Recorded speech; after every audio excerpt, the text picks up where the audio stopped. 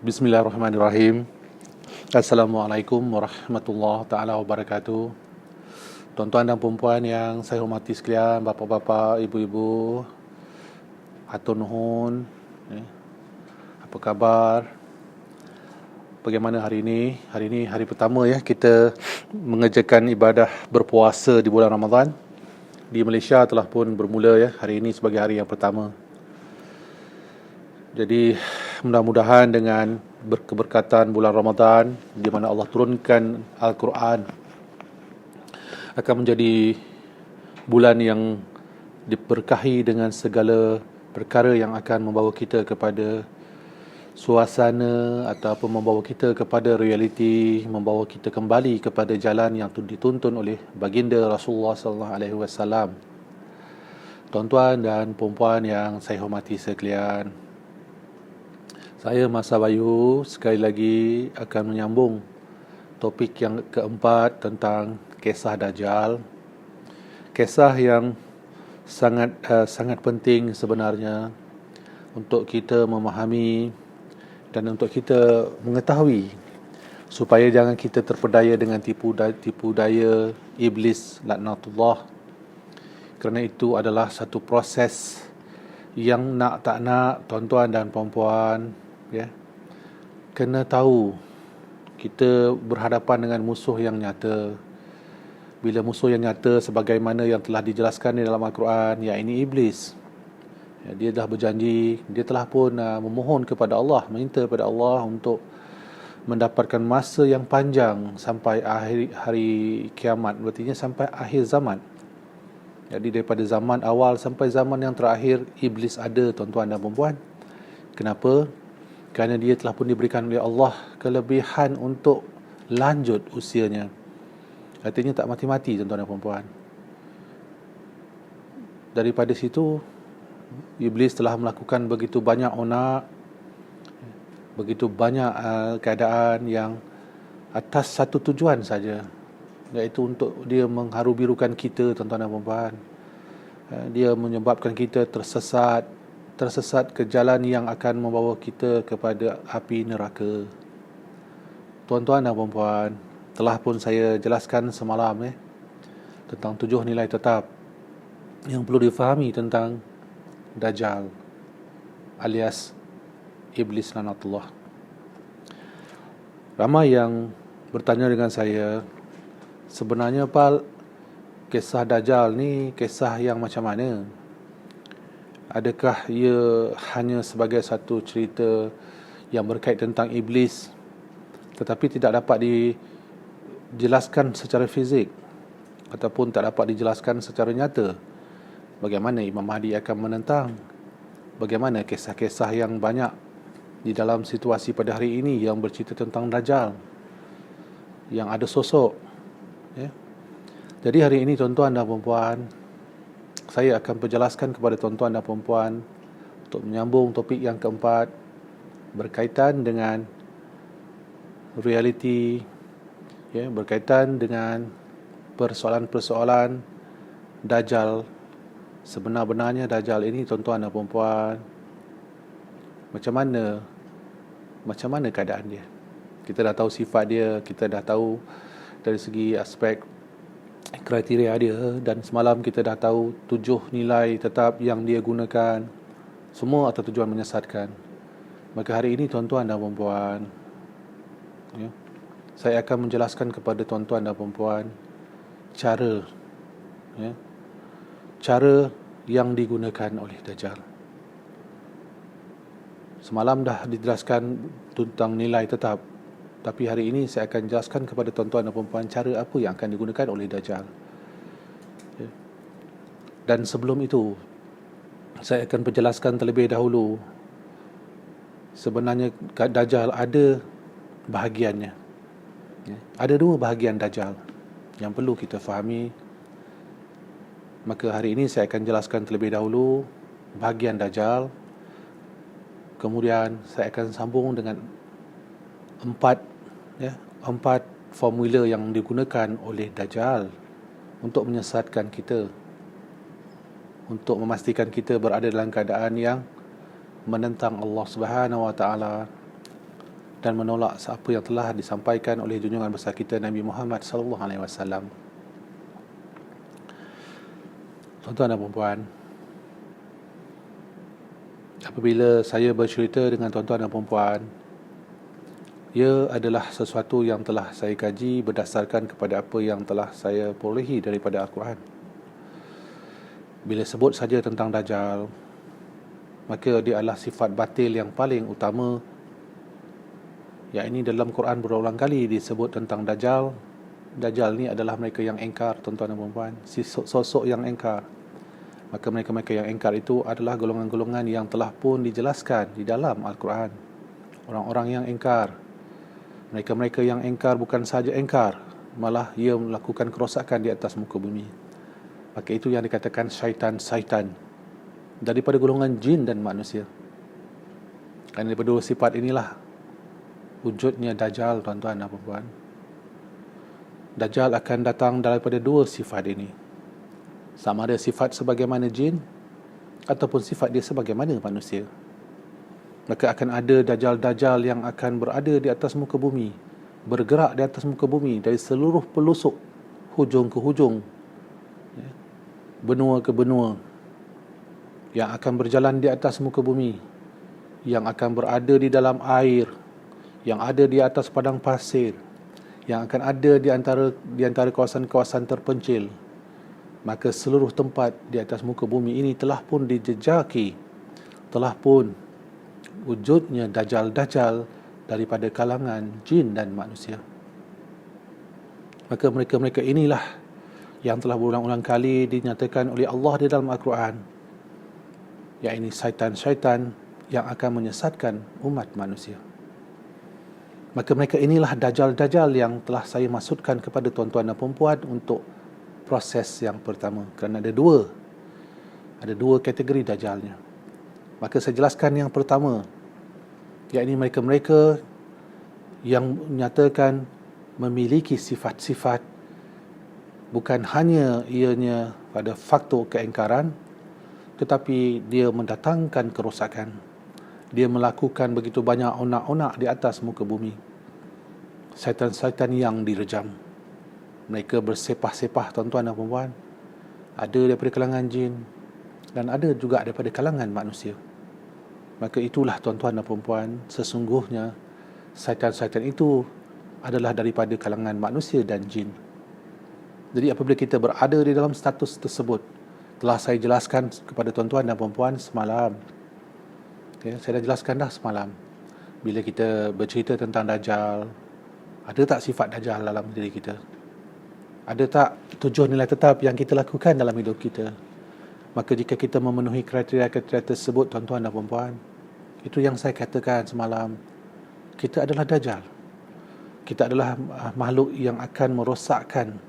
Kita adalah makhluk yang sama ada kita terima atau tidak terima kenyataannya, adalah Dajjal-Dajjal yang berada di atas muka bumi.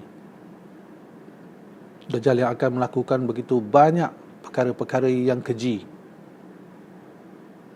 yang akan membawa manusia kepada jalan-jalan yang Allah benci. Maka itu yang pertama, ya tuan-tuan dan puan-puan. Itu yang dikatakan Dajjal-Dajjal kecil. Namun sebagaimana dalam kisah Imam Mahdi, Imam Mahdi adalah imam ataupun ketua ataupun pemimpin kepada Mahdi. Apakah yang masukkan Mahdi? Mereka-mereka yang diberikan petunjuk, mereka-mereka yang membawa petunjuk. Maka di dalam Al-Quran telah pun dijelaskan mereka-mereka yang diberikan petunjuk oleh Allah Subhanahu Wa Taala, mereka-mereka yang diberikan kelebihan oleh Allah Subhanahu Wa Taala. Maka di dalam ramai-ramai manusia yang ada di atas muka bumi, tak semua mendapat petunjuk, ya tuan-tuan dan puan-puan. Mereka yang mendapat petunjuk adalah golongan-golongan yang terpilih. Lalu mereka membawa petunjuk ini untuk memberikan kesedaran, untuk memberitahu kepada umat manusia jangan sampai terpedaya dengan tipu daya iblis. Maka di dalam kisah itu tadi, adanya ketua mereka, maka itulah Imam Mahdi. Maka ada Mahdi-Mahdi yang berjalan di atas muka bumi, tetapi bukan imamnya, tetapi Mahdinya yang akan ada di atas muka bumi, yang akan menjadi pembantu kepada Imam Mahdi. Maka atas sebab itu tuan-tuan dan puan-puan, ada ketuanya dan ada yang dipimpin oleh ketuanya. Berbalik kepada kisah Dajjal, tuan-tuan dan puan-puan yang saya hormati sekalian. Ada Dajjal kecil dan ada Dajjal besar. Maka ada ketuanya, tapi tak bolehlah sebut Imam Dajjal. Kalau sebut Imam Dajjal nanti dah jadi salah. Maka kita katakan dia adalah raja kepada Dajjal, ketua kepada Dajjal, tapi atas posisi yang sama. Kalau di dalam kebaikan yang benar, yang hak, ada imamnya, yakni Imam Mahdi, imam yang bawa petunjuk. Maka ada ketuanya pula kepada syaitan-syaitan yang direjam. Maka syaitan-syaitan yang direjam dah saya nyatakan tadi. Mereka-mereka itu adalah Dajjal-Dajjal kecil yang ada peringkat-peringkatnya. Ada tujuh kategori atau peringkat kepada Dajjal yang kecil-kecil ini, termasuk Dajjal yang utama. Bila sebut saja tentang proses pemahaman, maka tuan-tuan dan puan-puan, raja kepada Dajjal yang ada di atas muka bumi hanya satu sahaja.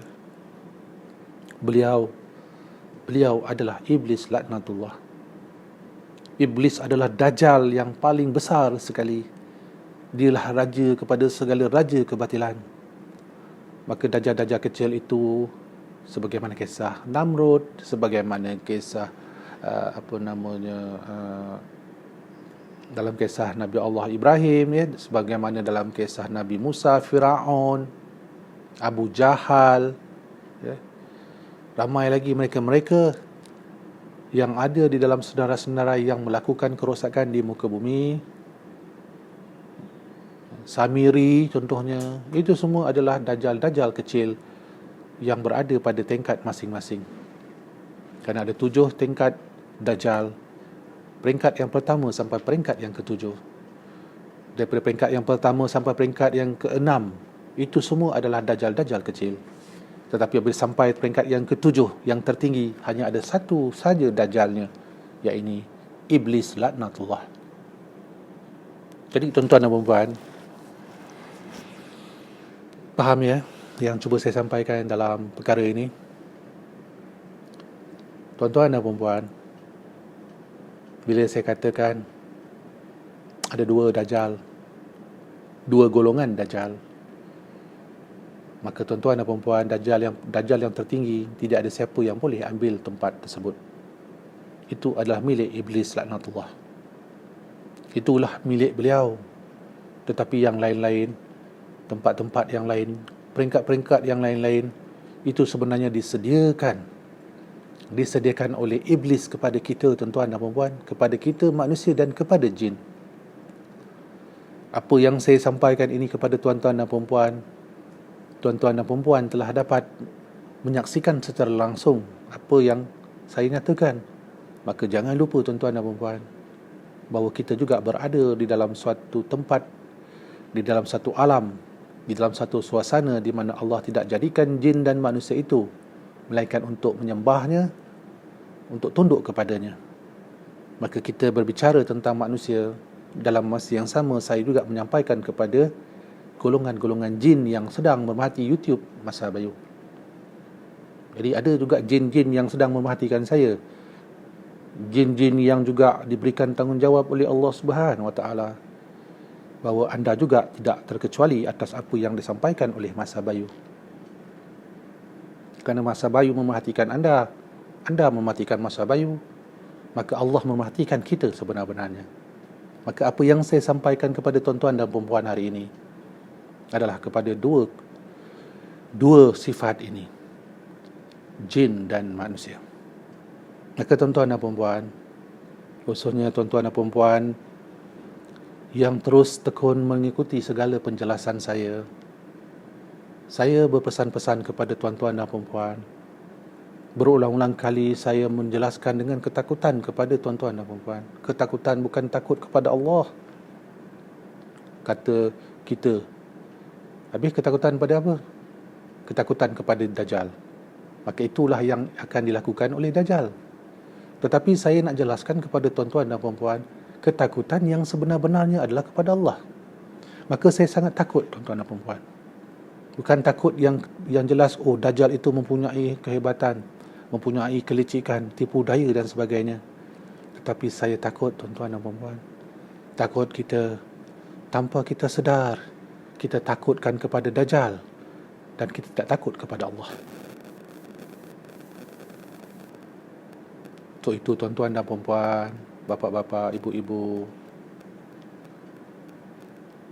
saya Masa Bayu bukan ingin mengajar apa-apa kepada tuan-tuan perkara yang baru. Bukan niat saya nak menyatakan perkara-perkara yang tak ada, yang direka-reka. Semuanya saya himpunkan, saya telah susunkan berdasarkan apa yang telah saya fahami dan telah saya perolehi daripada Al-Quran dan Sunnah Nabi. Betapa persoalan Dajjal ini sangat penting, tuan-tuan dan puan-puan. Biarlah tak ramai yang menontonnya, tetapi tuan-tuan dan puan-puan yang masih bersama dengan saya, setidak-tidaknya tuan-tuan dan puan-puan telah mendapat pesan daripada saya. Jangan kita leka, kerana kelekaan itu akan menyebabkan kita berada dalam suasana yang akan akhirnya masuk dalam ruang kecuaian. Bila kita cuai, kita dihukum, tuan-tuan dan puan-puan, sebagaimana yang saya nyatakan semalam. Maka kelompok yang telah saya jelaskan tadi, daripada peringkat yang pertama sampai peringkat yang keenam adalah daripada jin dan manusia yang menjadi dajjal-dajjal yang merosakkan atas muka bumi. Maka untuk itu, tuan-tuan dan puan-puan, tak kiralah di mana juga berada, sama ada tuan-tuan dan puan-puan yang menonton ini manusia ataupun jin sekalipun yang menonton apa yang saya sampaikan, ingat, kita tidak boleh sembunyi daripada Allah. Kita tidak boleh mampu untuk melarikan diri daripada kenyataan Allah Subhanahu wa taala. Kerana persoalan hidup, persoalan nyata yang telah Allah berikan kepada kita telah pun lengkap di dalam Al-Quran. Jadi berbalik kepada peringkat yang ketujuh yang saya katakan tadi, golongan Dajjal, Dajjal kecil dan Dajjal besar. Bila masuk saja yang ketujuh, disitulah singgah sana, kerusi, mahligai hanya kepada satu sosok saja makhluk, iaitu Iblis laknatullah. Apabila zahirnya Iblis laknatullah ke atas muka bumi, maka dia akan menzahirkan diri dia dengan dua sifat, tuan-tuan dan puan-puan.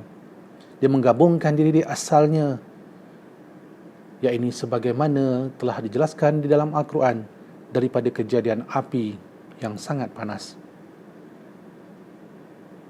Lalu apabila zahir saja ke muka bumi sebagai Dajjal yang utama, King of Dajjal, beliau akan zahir, tuan-tuan dan puan-puan, dalam sifat manusia. Maka Iblis akan zahir dan telah zahir di dalam sifat manusia dan sedang berjalan di atas muka bumi. Dia sedang berjalan di atas muka bumi, tuan-tuan dan puan-puan. Kerana Iblis tidak mati-mati, ya tuan-tuan dan puan-puan. Dia berlegar di kalangan kita. Dia menyerupai sebagaimana kita lakukan dalam suasana sebagaimana normal kehidupan manusia. Dia makan dan minum, dia bergerak, dia melakukan sifat-sifat tabi'i yang ada pada fizikal manusia. Maka sebesar-besar fitnah akan sampai dan telah sampai sebenarnya atas fizik yang tertinggi daripada dajjal-dajjal yang ada. Maka untuk menjawab atas persoalan yang saya terima daripada beberapa orang, bagaimanakah realiti pertentangan Imam Mahdi dengan Dajjal, maka tuan-tuan dan puan-puan, pertentangan secara fizik akan berlaku di antara Imam Mahdi dengan Dajjal. Kerana Dajjal yang tertinggi akan memiliki fizik manusia. Beliau berjalan dan terus berjalan tanpa kita kenal.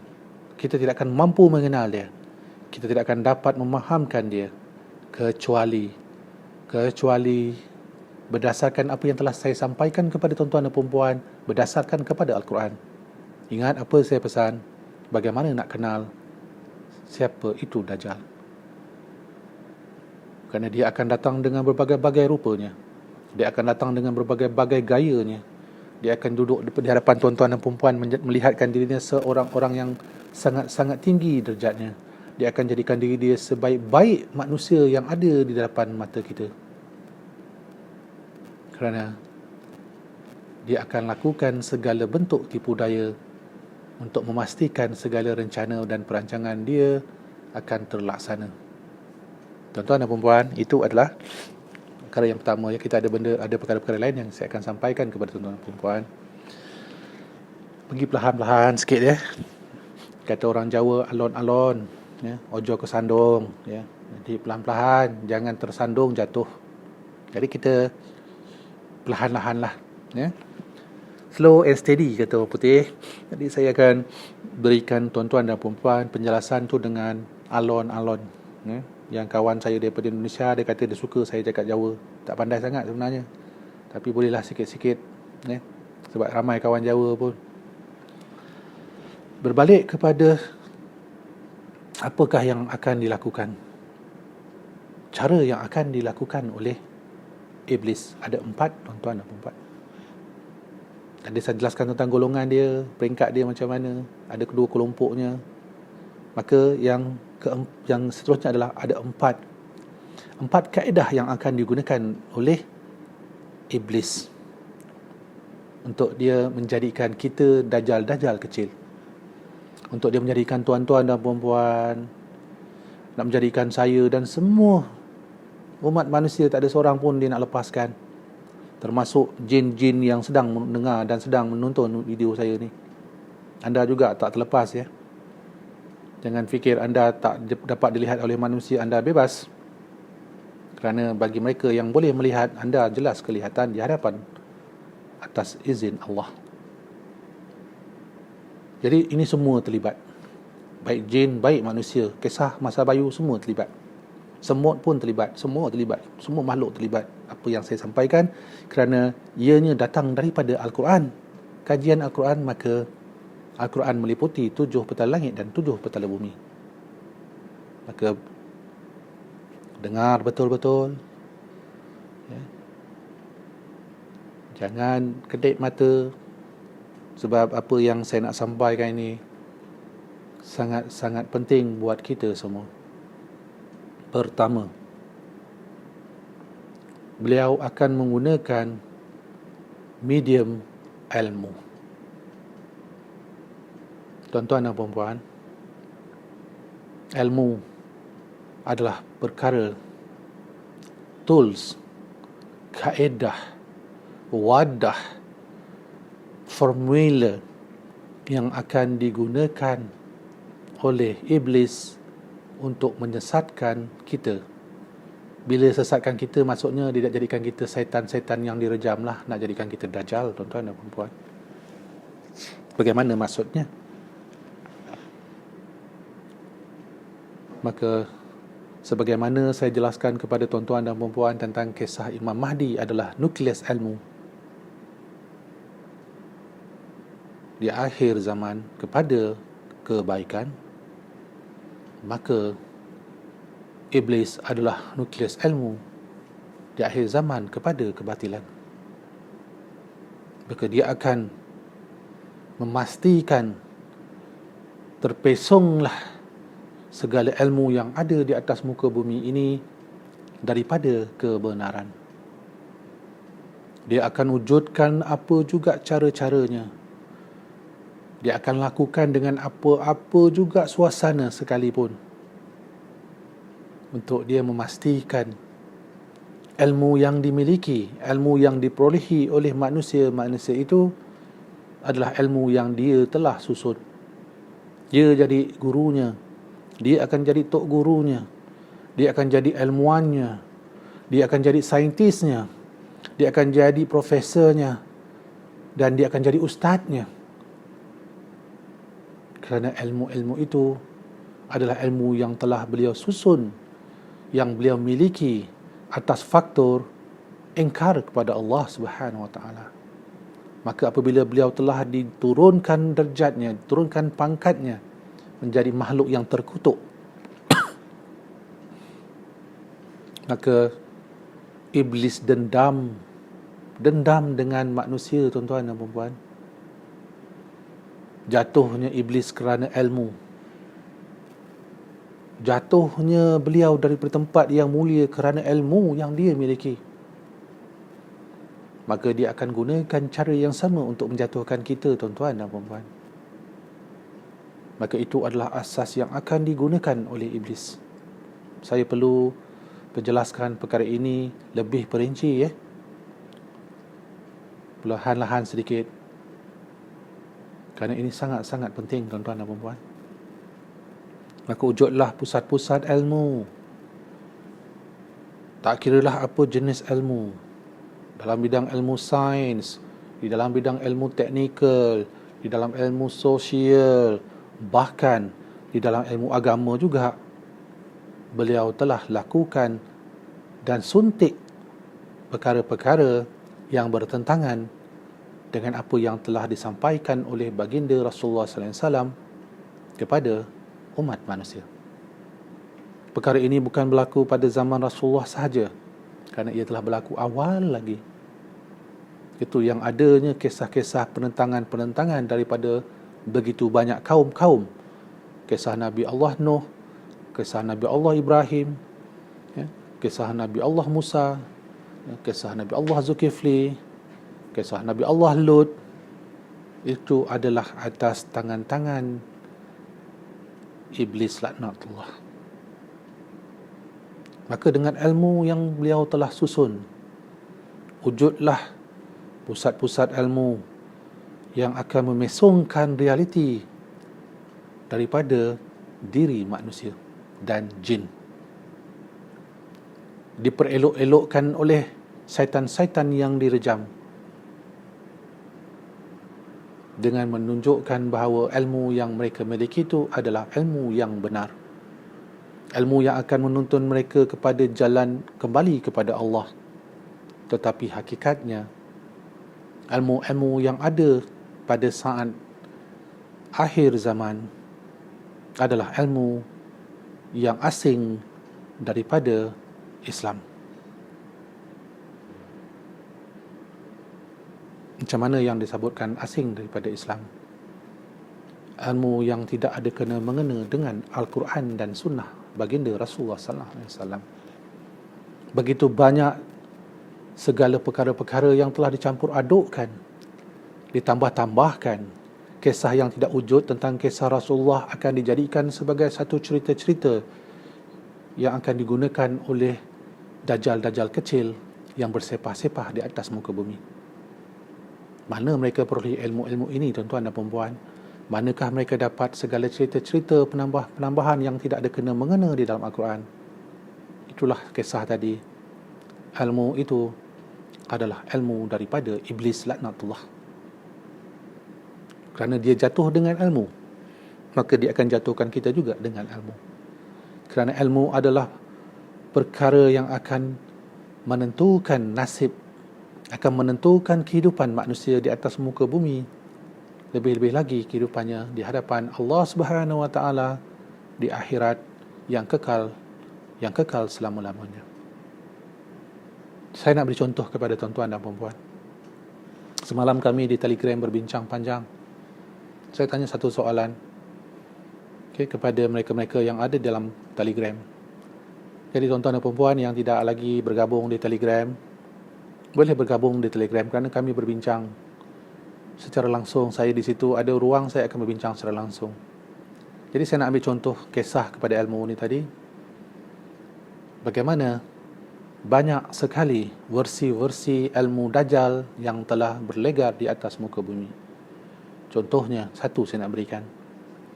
Kita biasa diberitahu bahawa akan sampai masanya apabila kita masuk dalam satu alam yang baru, beralih daripada dunia ke akhirat, maka kita akan berada dalam satu tempat yang kekal buat selama-lamanya. Apakah maksud kekalnya, tuan-tuan dan puan-puan? Kekal. Tidak ada lagi sementara-sementara. Dunia adalah sementara. Yang kekal abadi adalah akhirat. Namun begitu, ada kisah yang menyatakan selagi kita adalah orang Islam, pernah mengucap, pernah menyatakan syahadah, lepas tu kita jahat macam jahat, kita buat kerosakan, kita lakukan perkara-perkara yang bertentangan, lalu Allah akan humbankan kita di dalam api neraka, masuk dalam neraka. Selepas itu, dalam tempoh tertentu dan tempoh yang lama setelah diseksa, lalu kita akan dikeluarkan dan kita akan dimasukkan ke dalam syurga. Ini kisah yang selalu saya dengar. Lalu saya mengambil tanggungjawab atas diri saya. Saya mula mencari di dalam Al-Quran kisah-kisah. Ini contoh sebegini. Kerana selagi kita ada syahadah sekalipun, kita akhirnya akan masuk balik syurga. Tuan-tuan dan puan-puan, dah jelaskan tadi, kekal. Namanya pun akhirat itu kekal. Kalau dah masuk dalam neraka, lepas tu keluar, itu tak kekal namanya. Itu sementara. Dan saya buka dalam Al-Quran. Setiap kali saya buka dalam Al-Quran, sangat jelas tuan-tuan dan puan-puan, penghuni neraka kekal di dalamnya. Berarti selama-lamanya di dalam neraka. Buat jahat, pasti kita akan masuk dalam neraka dan diberi pesan peringatan oleh Allah, oleh baginda Rasulullah, jangan kamu lakukan dosa-dosa yang akan menyebabkan kamu dihumban ke dalam api neraka dan kamu akan berada di dalamnya kekal selama-lamanya. Tapi tiba-tiba ada pula versi yang baru, masuk sekejap, keluar macam celup-celup, keluar balik, masuk syurga. Maka kisah-kisah sebeginilah yang saya maksudkan tadi, ilmu yang tidak ada kena-mengena dengan apa yang disampaikan oleh baginda Rasulullah SAW. Manakah mereka perolehi cerita-cerita sedemikian? Tuan-tuan dan puan-puan, jin-jin sekalian, yang sedang menonton, ingin saya jelaskan, Mas Abayu nak beritahu, kisah itu sebenarnya iblis yang reka-reka, kemudian dia ajar kepada kita, dan kita pula sambung-sambung tanpa kita memiliki keimanan yang jelas. Kita kata kita beriman kepada Allah, kita kata kita beriman kepada Al-Quran, tetapi apabila kita menyampaikan perkara-perkara, ilmu-ilmu yang tidak ada kena-mengena dengan Al-Quran, sebenarnya tuan-tuan dan puan-puan, itulah perkara pertama yang saya maksudkan tadi, ilmu yang akan dijadikan oleh iblis sebagai medium dia, sebagai tools dia untuk menyesatkan umat manusia. Saya juga ditanya, bagaimana Pal nak tahu sesuatu itu benar atau tidak benar, sesuatu itu sahih atau tidak sahih? Maka jawapannya, tuan-tuan dan puan-puan, jin-jin sekalian, adalah atas tapisan Al-Quran. Itulah cara kita nak tahu pun, sahih tak sahih, benar tak benar, kisah-kisah yang disampaikan, rujuk kembali di dalam Al-Quran. Apa juga yang kita lihat, apa yang kita dengar, apa juga yang disampaikan oleh sesiapa sekalipun, wa imam besar mana sekalipun derajat dia di mata manusia pada saat ini, jika ianya tidak ada kena-mengena, tidak ada sumber yang jelas daripada Al-Quran, tuan-tuan dan puan-puan, saya, Mas Abayu, ingin menyatakan kepada tuan-tuan dan puan-puan, jin-jin sekalian, jika itu berlaku, tak kira siapa pun, itu jelas-jelas adalah dajjal-dajjal kecil yang menjadi pembantu kepada King of Dajjal, yakni Iblis laknatullah. Jadi saya harap jangan ada yang terasa hati kata saya menuduh sesiapa.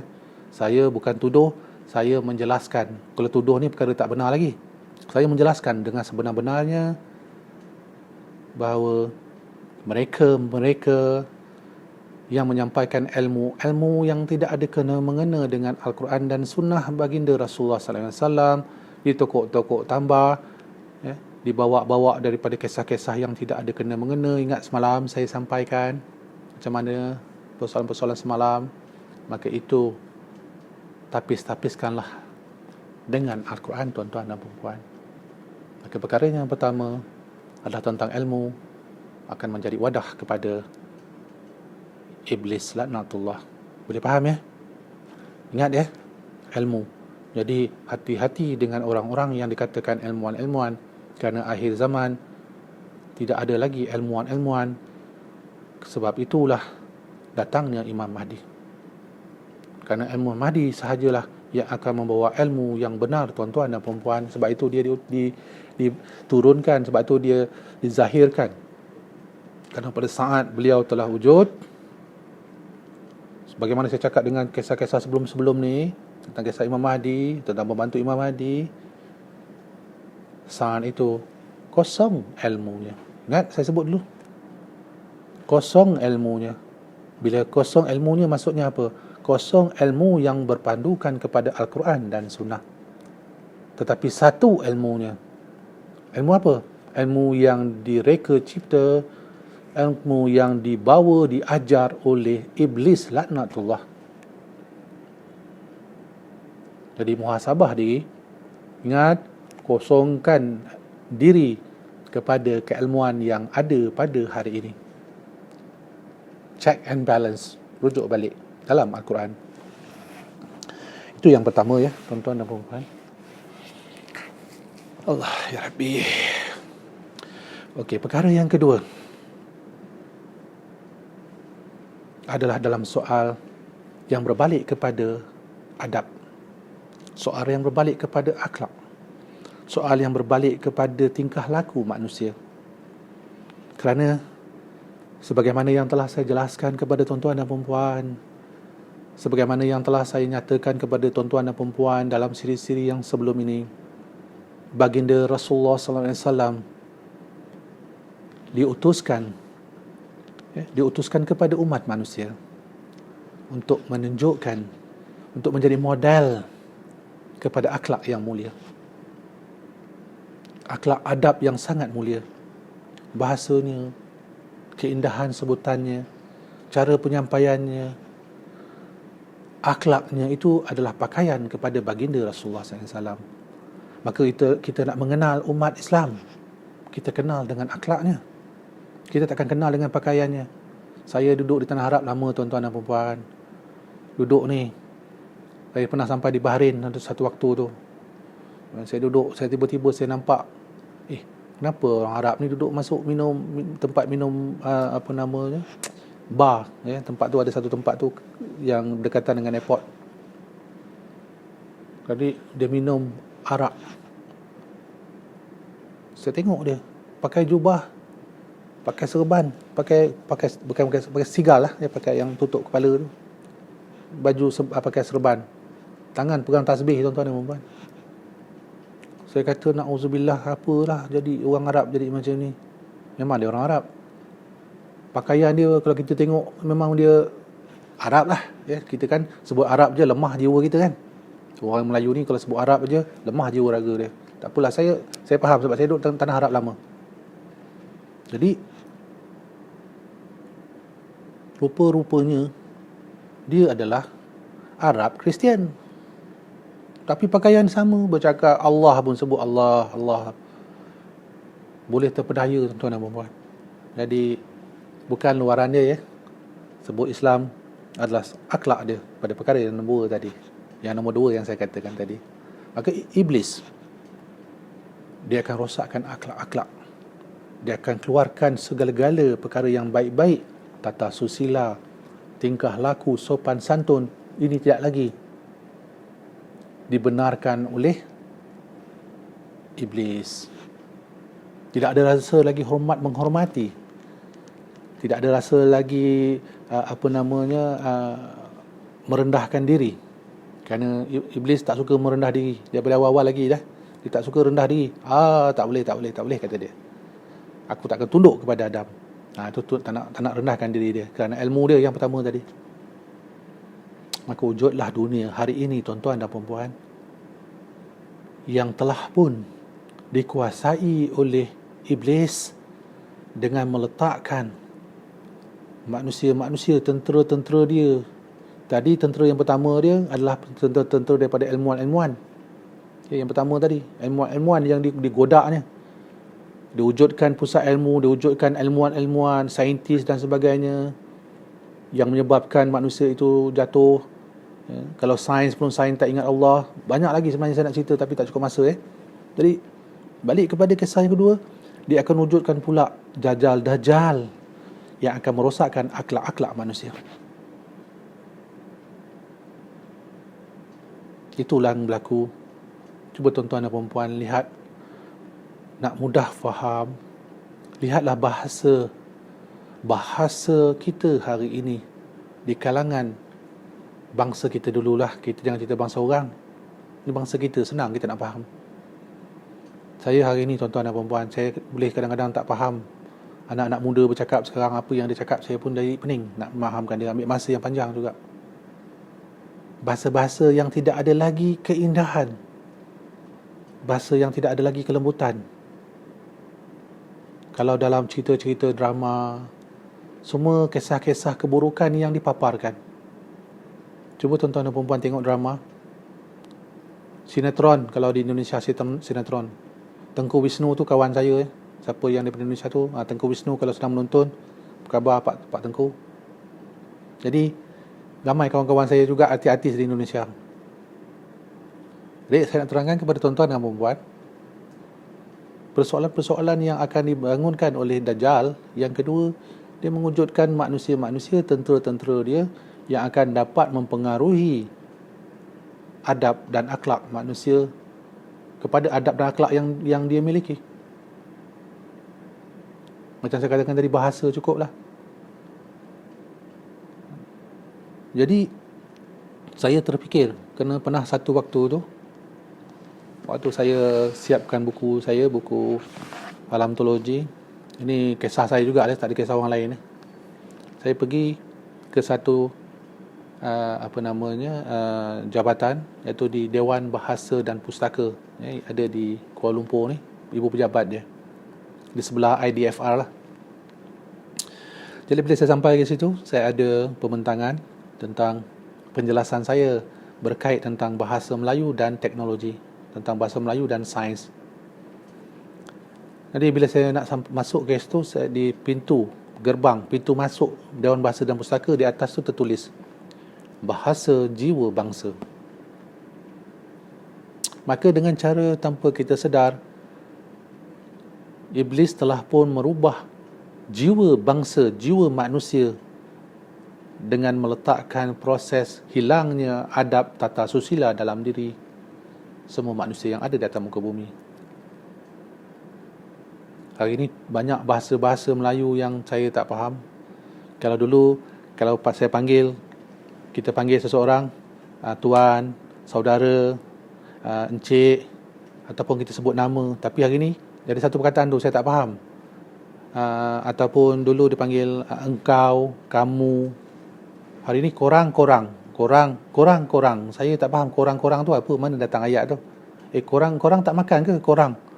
Ayat-ayat yang tidak ada kelembutan. Cuba tuan-tuan dan puan-puan, kalau tuan-tuan cek, kita ada satu medium, kita boleh cek dia punya frekuensi dia. Perkataan korang ni, otak dia sakit Jadi satu speak gitu. Bila test, dia pick dia. Kalau kita test azan, dia jadi lain. Tapi bila kita test untuk perkataan yang macam korang, dia punya proses horizontal tu besar, rosak, noise banyak. Jadi bila sebut korang, apa yang dimasukkan korang, saya tak faham sebelum tu. Saya tanya anak saya, ni apa ni yang disebut korang? Anak saya ketawa dengan saya. Ayah tak tahu je. Ayah tak tahu bahasa-bahasa macam ni, ayah tak pandai. Ayah tak pernah belajar bahasa-bahasa macam ni. Ayah kalau bercakap dengan orang, ayah bercakap bahasa yang penuh. Apa khabar tuan? Apa khabar saudara? Macam mana? Dah bersedia ke? Nak sebut perkataan engkau pun saya tak berani. Saya tak dididik macam tu. Tapi hari ini, generasi hari ini, bahasa bukan lagi jiwa bangsa. Maka di sini wujudlah, tak maaf nanti kan saya sebut, nanti saya kena hentam lagi dengan golongan-golongan yang terasa hati. Saya bukan nak menyatakan tuan-tuan dan puan-puan yang saya jelaskan untuk menuduh tuan-tuan dan puan-puan yang ada terpalit lah daripada apa yang saya katakan ni. Tapi ini untuk jelaskan, untuk beritahu, jangan kita jadi begitu. Iaitu golongan-golongan yang berada dalam dunia-dunia yang menghayalkan. Mereka akan ada cerita-cerita macam saya kisah tadi, drama-drama. Kalau tengok drama ni, kalau ada 20 drama siri, 30 siri semua ikut. Semua kisah tentang jahat je dia. Mak mertua tak suka anak menantu, and kemudian suami ada cemburu dengan isteri, gaduh, ada orang ketiga, gaduh aja, adik-beradik tak senang, ada penipuan dan sebagainya. Sampailah 20, kalau 25 siri, sampailah 23 siri. Masuk 23 siri, 24 siri, siri 24. Kita dah nampak dah. Hero ni asyik ternyanya je. Hero ini asyik menangis saja. Tapi masuk pada yang ke 23, 24, kita dah nampak dah kecerahan, kebahagiaan dah mula dah ni. Kisah-kisah dah habis, nak habis dah ni. Bila masuk kepada peringkat yang episod yang 25, yang terakhir. Lalu dalam kisah tersebut orang jahat kena tangkap. Orang jahat di apa? Telah dihukum.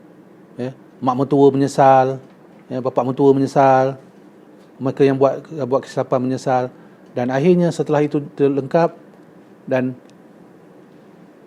berbaik-baiklah mereka dan terbuktilah hero tu benar.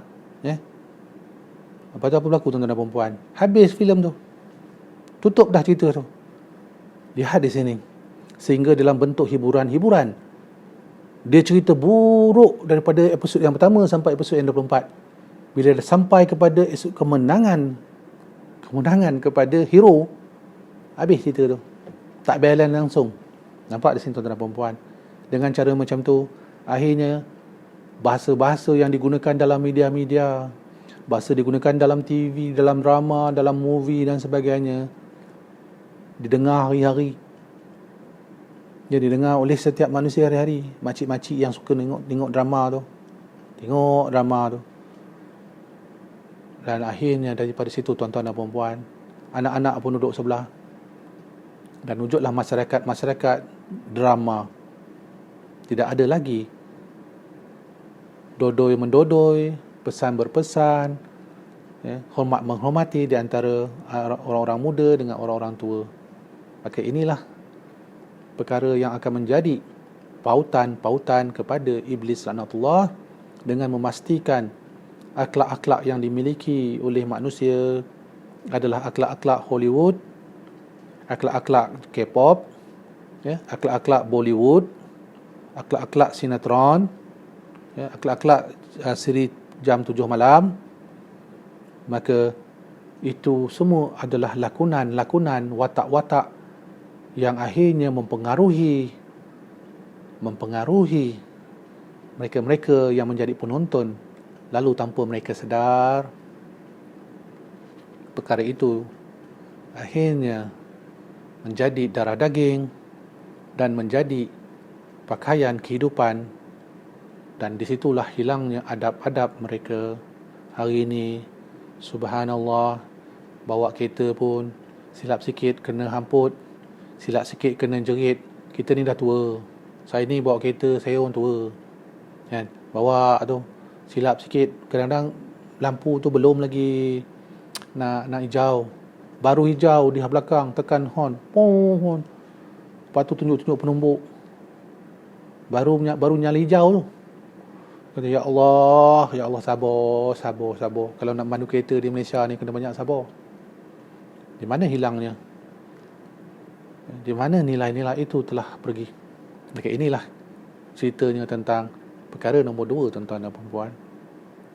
Wujudnya kelompok-kelompok dajal-dajal yang kecil yang menghanyutkan manusia-manusia. Maka di situlah datang mereka-mereka yang menghanyutkan. Sebelum ni kita katakan tak pernah nampak pun. Dulu-dulu, zaman saya dulu-dulu lah, kalau orang bertudung dia takkan nyanyi di atas pentas. Tak pernah saya nampak pun. Dululah zaman saya dah tua. Yang muda-muda ni mungkin tak pernah tengok kan. Kalau tuan-tuan dan perempuan yang lebih senior daripada saya, lebih tahu lagi daripada saya. Tak ada dulu orang yang bertudung ni duduk atas pentas semua tuding. Tak senonoh kau ni, kan? Tak elok lah buat bangai macam ni. Yang bertudung tu tak payahlah terlompat-lompat menyanyinya ke atas pentas. Itu dulu dulu. Tapi bila seorang tu dah mula, kita kena tuduh, kita cakap dia tak elok ni. Kemudian 2 orang, 3 orang, akhirnya hari ni tuan-tuan dan perempuan, benda biasa kan. Semua dah boleh nyanyi dah. Tak kira lah kau nyanyi, kau bagaimana sekalipun pakaian tu dah tak melambangkan lagi dah. Itu contoh-contohnya. Jadi jangan terasa hati ini masa Bayu bercakap di sudut ilmiah. Ada siapa yang terasa hati itu, maknanya hati itu hati-hatilah. Kalau anda terasa hati, anda adalah kategori yang saya katakan tadi, menjadi dajjal-dajjal kecil yang merosakkan akhlak-akhlak manusia. Yang ketiga, tuan-tuan dan puan-puan yang saya hormati sekalian, masa Bayu ni tak berhenti-henti bercakap tak habis bercakap, adalah persoalan yang membawa kita kepada keperluan hidup. Iblis akan memastikan segala keperluan-keperluan yang akan diperolehi oleh manusia-manusia berdasarkan apa yang telah dia susun. Maksudnya, dia beri, tapi dengan syarat. Kau nak, boleh, tapi engkau kena ambil satu pendekatan. Pendekatannya apa? Pendekatannya jauhkan diri daripada Allah Subhanahu Wa Taala. Maka wujudlah apa yang ketiga yang disebut persoalan kreativiti. Wujudlah kelompok-kelompok sains-sains, teknikal, yang mana telah melaksanakan ataupun melakukan pembangunan keilmuan daripada yang dia miliki. Ingat dah keilmuan yang saya katakan tadi, pertama tadi, dia belajar daripada ilmuwan-ilmuwan, yang mana ilmuwan-ilmuwan itu murid-murid kepada iblis. Lalu dengan ilmu yang ada itu, diwujudkan pula dajjal-dajjal yang melakukan kreativiti yang merosakkan muka bumi. Teknologi-teknologi yang telah dihasilkan akan menjadikan manusia berbunuh-bunuh di antara satu sama lain.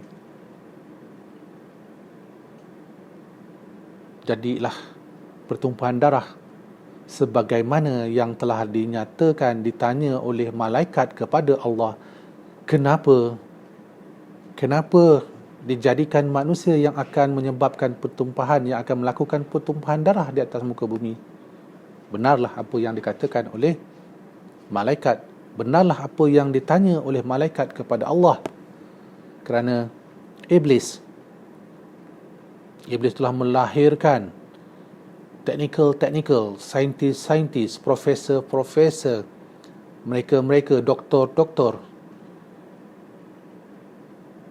yang telah menyebabkan kerosakan di atas muka bumi. Albert Einstein disanjung hingga dianggap beliau sebagai the god of physics oleh semua ilmuwan-ilmuwan dunia, khususnya di dalam bidang teknikal. Diperindah, diperelokkan, dipermolekkan. Tetapi tuan-tuan dan puan-puan, cuba baca kisah sejarah bom atom, dan dia mengembalikan manusia-manusia itu dengan pola-pola pemikiran bahawa sesungguhnya alam ini jadi dengan sendirinya, Big Bang Theory, bahawa dunia ini, alam ini terjadi dengan Big Bang. Maka semua manusia-manusia berlumba-lumbalah mempelajari ilmu, kemudian berlumba-lumbalah membangunkan kreativiti, teknologi, sistem pada pemikiran mereka. Kononnya diperlukan dan untuk memudahkan urusan manusia di atas muka bumi. Tetapi apa yang berlaku, tuan-tuan dan puan-puan? Kerana ilmu yang mereka pelajari tidak membawa mereka tauhid kepada Allah Subhanahu Wa Taala, kerana iblis yang mengajar. Guru-guru yang mengajar kita adalah guru-guru daripada lulusan sekolah tinggi, universiti tinggi iblis, University of Iblis. Maka semua kreativiti yang dihasilkan telah menyebabkan manusia tinggi diri, ego, mementingkan diri sendiri. Tidak ada lagi perasaan kemanusiaan. Dan daripada situ, perbalahan berpanjangan berlaku di atas muka bumi. Lihat hari ini, tuan-tuan dan puan-puan, yang bekal senjata kepada pihak yang bertelagah. Satu negara, saya tak nak sebut negara tu, tapi tuan-tuan dan puan-puan boleh buat search sendiri. Dia sokong pihak yang dia suka, yang ada agenda dia, dia jual senjata dia.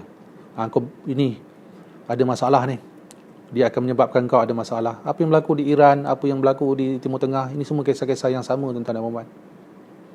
Maka mereka ni berperang lah, bergaduh, bertelingkah, bunuh, tembak, bagi bom, bagi na'udzubillah min zalik. Tak tahu nak cakap macam mana. Terkorban, putus kaki, putus tangan, pecah kepala. Kerana apa? Ledakan-ledakan daripada bom-bom ni tadi, senjata-senjata pemusnah, dijual oleh mereka-mereka yang juga sebenarnya adalah tentera-tentera Dajjal. Dah dijual kepada pihak yang dia sokong. Dalam masa yang sama, dia jual pula kepada pihak yang lain, yang juga ejen dia jual pada pihak yang melawan yang dia sokong. Jadi ada dua double barrel yang disebut. A dia jual, dengan B pun dia jual. Maka itu kerja iblis, laknatullah. Berbalah-balah kita dengan kreativiti yang ada diwujudkan. Kerana kreativiti yang diwujudkan, teknologi-teknologi yang diwujudkan, semua berlandaskan kepada ilmuwan-ilmuwan yang daripada lulusan University of Iblis. Semua bidang yang saya masukkan, jangan ingat hanya satu bidang. Ini contoh saya bagi dalam kreativiti. Tetapi semua, sosial, apa juga, agama, adalah mereka yang ada dalam ijazah yang dia pegang, master yang dia pegang, PhD yang dia pegang daripada University of Iblis. Kena ingat, yang awal ilmu kosong. Maka di situ tuan-tuan dan puan-puan, persoalan yang ketiga ini, itu yang saya maksudkan sebelum ini. Imam Mahdi akan datang dengan ilmunya. Maka apabila Imam Mahdi datang dengan ilmunya, dia akan wujudkan pertama pusat ilmu. Saya dah terangkan dah sebelum ni, University of Imam Mahdi pula. Tadi University of Iblis, kali ini University of Imam Mahdi. Kerana akan lahirlah ilmuwan-ilmuwan Islam, pembantu-pembantu Mahdi yang ramai. Bukan Imam Mahdi, Imam Mahdi seorang yang diberikan petunjuk-petunjuk, ilmu-ilmu yang akan dapat mengimbangi kreativiti yang ada pada Dajjal kecil. Nampak di situ tuan-tuan dan puan-puan. Masalahnya tuan-tuan dan puan-puan yang sedang menonton, baik daripada manusia dan jin, dunia hari ini di dalam cengkaman kreativiti iblis, laknatullah. Maka sebab itulah saya dah pesan berulang kali. Lalu saya beritahu, serahkan diri kita bulat-bulat kepada Allah apabila sampai di akhir zaman. Habis semua. Apa yang kita hidu semua fitnah. Pandang kiri fitnah, pandang depan fitnah, pandang belakang fitnah. Ke mana-mana kita hadap wajah kita, kita diseliputi dengan fitnah. Fitnah ilmu, fitnah sosial, fitnah agama, fitnah dari segi aspek rahmat, untuk kerahmatan Allah juga boleh difitnah. Untuk kita dalam kehidupan keluarga juga difitnah, mencari rezeki juga difitnah. Segala-galanya hari ini di akhir zaman adalah zaman fitnah. Kerana apabila sosok yang saya maksudkan King of Dajjal, maka itu adalah sosok fitnah sebesar-besar fitnah. Jadi tuan-tuan dan puan-puan, boleh faham ya apa saya cakap ni? Tak laju Saya naik nafas sekejap. Tarik nafas sekejap. Penat sebenarnya, Nak bagi alasan bulan puasa tak boleh, memang kita kena berpuasa. Jadi kita terus pergi pada yang keempat. Apakah yang keempat? Maka apa yang berlaku tuan-tuan dan puan-puan, itulah yang saya sebut dalam cerita-cerita yang sebelum ni. Maka perkara keempat, kaedah yang keempat yang akan digunakan oleh iblis adalah dengan jalan ekonomi. Dengan ekonomi, dia telah menyebabkan manusia-manusia di atas muka bumi tunduk kepada apa yang dia ingini. Tuan-tuan dan puan-puan, negara miskin, tak ada apa-apa, dia boleh duduk diam-diam macam tu ke? Nak tak nak, kata orang Jawa tu, enggih aja, ya, terima. Maka sebab itulah tuan-tuan dan puan-puan, kemiskinan hampir kepada kekufuran. Mudah untuk menjadi kufur apabila kita miskin. Maka untuk itu tuan-tuan dan puan-puan, iblis telah menggunakan ekonomi, sistem-sistem ekonomi, sistem-sistem yang dibangunkan, dilaraskan, mesti berdasarkan kepada ilmu daripada University of Iblis. Maka lahirlah pakar-pakar ekonomi, lahirlah ilmuwan-ilmuwan ekonomi, lahirlah profesor-profesor ekonomi, lahirlah pedagang-pedagang ataupun orang-orang kaya, orang jutawan-jutawan yang terhasil dilahirkan daripada University of Iblis yang akan menguasai ekonomi dunia. Cuba tuan-tuan dan puan-puan lihat dunia hari ini, ekonomi kuasai siapa?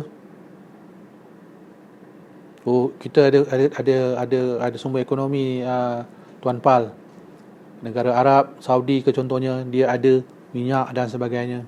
Tuan-tuan dan puan-puan, sebab tu saya suruh buat kajian, jangan main dengar, jangan baca-baca, jangan cerita dengar-dengar daripada, ingat, jangan kita dengar, kerana saya dah terangkan tadi kan, dominan ilmu daripada universiti mana yang ada hari ini, maka dia akan sampaikan kepada kita cerita-cerita yang palsu-palsu. Kerana Saudi sendiri pun tuan-tuan dan puan-puan, minyak dia tu, teknologi minyak dia tu, dia kena bayar. Dia bayar pada siapa? Dia bayar pada dia pihak-pihak luar, pihak-pihak barat. Bukan dia ambil semua pun. Tak ada apa-apa tuan-tuan dan puan-puan, sebab ekonomi dikuasai oleh iblis laknatullah. Maka di situ wujudnya sistem yang disebut kapitalis. Sistem-sistem yang tidak adil. Ekonomi yang menyebabkan kemiskinan semakin besar, jurang semakin dijauhkan. Maka inilah sistem ekonomi yang diinginkan oleh iblis laknatullah. Memang dia suka pun yang begini. Dia kata biar ramai lagi orang miskin, senang aku nak sesatkan. Biarlah orang susah, biarlah tidak ada keadilan, biar tak ada kesimbangan. Memang itulah tugas dan tujuan dia, tak ada kesimbangan. Biar mereka semua ni bergaduh-gaduh, berbalah-balah sebab tak seimbang. Maka wujudlah jutawan-jutawan, wujudlah yang namakan billionaire, lalu manusia-manusia. Ya, tuan-tuan dan puan-puan, ini benar kan berlaku kepada diri kita juga? Yang tuan-tuan dan puan-puan sokong orang yang kaya ke sokong orang yang miskin? Orang tu kaya tuan-tuan dan puan-puan, dia buat apa sekalipun, dia orang yang berjaya. Dia kaya ni, ada jutawan, dia duduk dalam tap, ya, dia duduk tap, dia ambil, dia angkat kaki dia apa semua, sebab dia kaya, dia tubuh duit dalam tu tap contohnya. Dia janganlah kita nafikan tu hak dia itu usaha dia. Apa pun asal orang kaya buat semua betul. Lalu dia tunjuklah dia punya kemewahan-kemewahan, dia tunjuk tayangkan rumah dia, istana dia sebesar-besar macam mana istana dia. Tapi kerana itu adalah elemen yang telah saya nyatakan yang keempat oleh iblis, maka tuan-tuan dan puan-puan, wujudlah orang-orang kaya yang ada di atas muka bumi sebagaimana Firaun, sebagaimana Qarun. Qarun kaya tuan-tuan dan puan-puan. Tuan-tuan dan puan-puan tak boleh lawan Qarun. Kaya tuan-tuan dan puan-puan tak sebagaimana yang dimiliki oleh Qarun sebagaimana dalam kisah di dalam Al-Quran. Apa jadi dekat beliau tuan-tuan dan puan-puan? Tenggelam kan? Disedut, ditelan oleh bumi. Murkanya Allah. Kerana dalam saat dia kaya, ramai orang-orang miskin yang di luar sana. Jadi saya kesian dengan Ustaz Abid Liu. Ya. Dia niat dia baik, niat dia nak bantu orang miskin. Niat dia nak bantu siapa-siapa yang tak ada keupayaan. Tapi nak jumpa macam tu, nak cari seorang macam tu dalam 1000 susah, tuan-tuan dan puan-puan. Itu pun kena juga bergaduh-gaduh. Maka mereka-mereka yang belajar, yang lulusan daripada University of Iblis, hentamlah dia. Siapa dia hentamnya? Hentamlah macam apa yang terkena pada Ustaz Abid Liu tu. Pihak-pihak yang sepatutnya bertanggungjawab untuk memastikan tidak ada kemiskinan, tidak ada yang tertinggal. Badan-badan yang sepatutnya mula bangun. Engkau menghina aku. Kami punya tugasan, seolah-olah kami tak menjalankan tugasan.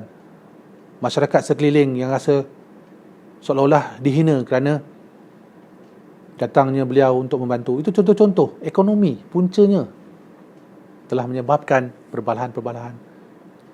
Jadi kepada Ustaz Abid Liu yang melakukan tugasan sedemikian, Masa Bayu kirim salam. Alhamdulillah, teruskan baik-baik. Biarlah apa yang manusia nak cakap, benarlah apa yang dikatakan. Biarlah kebaikan itu menjadi pakaian. Biarlah kebaikan itu kita tunjukkan kepada semua. Daripada kisah drama tadi, daripada episod 1 sampai episod 4, kita buruk aja. Tapi kali ni biarlah bangun celik mata nampak kebaikan, pejam mata dipejam dengan kebaikan. Besok pagi bangun buka lagi tentang kebaikan. Maka kita perlukan manusia sebagaimana Abid Liu, Ustaz Abid Liu tu datang muka bumi ramai-ramai. Macam mana tuan-tuan dan puan-puan? Untuk kita menyelesaikan masalah ini, itu yang saya katakan dalam kisah Imam Mahdi. Dia akan datang membawa ekonomi. Dia akan menghancurkan sistem-sistem ekonomi yang ada di dunia pada hari ini. Tidak ada lagi orang-orang yang miskin, tidak ada lagi orang yang tertinggal. Kerana sistem ekonomi yang akan pakai oleh iblis laknatullah adalah sistem ekonomi yang akan menindas manusia. Maka tuan-tuan dan puan-puan, hari ini ekonomi dunia bagaimana? Siapa yang kawal? Belajar kat universiti mana? Apa yang dia ajar? Dia akan ajar satu, maksimumkan keuntungan. Tidak ada keberkatan. Ingat saya sebut dulu, apabila Imam Mahdi datang, ekonomi keberkatan.